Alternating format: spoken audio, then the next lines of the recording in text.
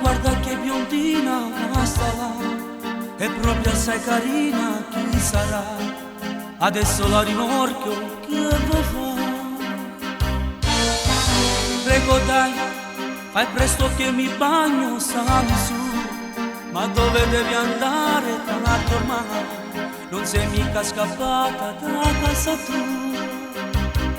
L'autostrada è lunga assai, dai parliamo un po' di noi.